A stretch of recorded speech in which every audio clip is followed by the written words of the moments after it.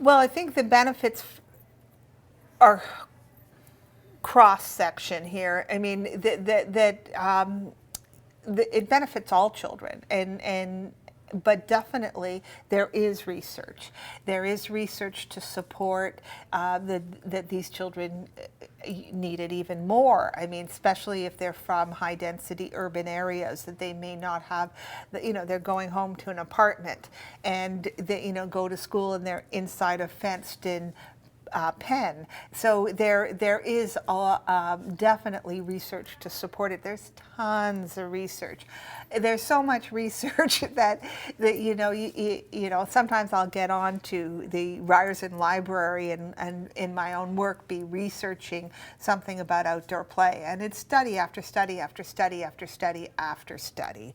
So the research is there. There's no question about that. So I would just say go and do some searches if you want that. And physical literacy, which we hear so much about the importance of learning how to use your bodies, and when children don't have the opportunity to climb a hill or climb a tree or roll down a hill, they're missing such important physical development milestones. So therefore, it's so much.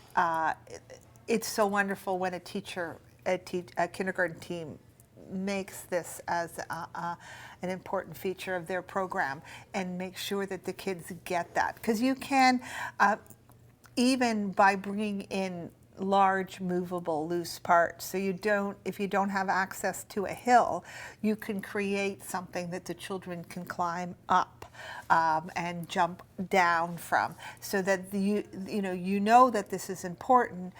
Go outside, bring in whatever you need to simulate what they would get if they had access to a hill. And every child is different, and if children have a limited experience, or there are the occasional child, and I really have yet to find one that doesn't like to be outside, time. Just give them time.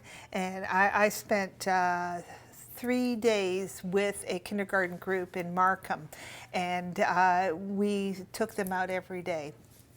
And the first day, this one little girl, what the boys got into, which was so much fun, was digging for worms. And just like the excitement when they found a worm.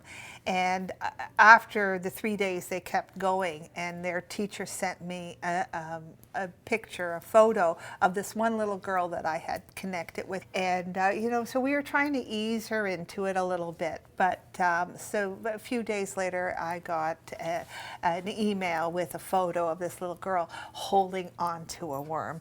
And so all it did was take time, and she was fine.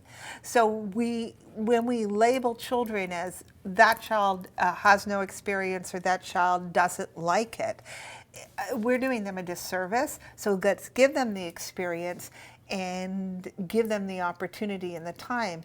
And I would say 9.5 out of 10 times the child will like it. And if you have that one child that doesn't, then you give them something that's safe within the environment. So if the other children are climbing and jumping, set up a little paint experience. So bring some of the indoors, outdoors, so that there's a feeling of safety and familiarity.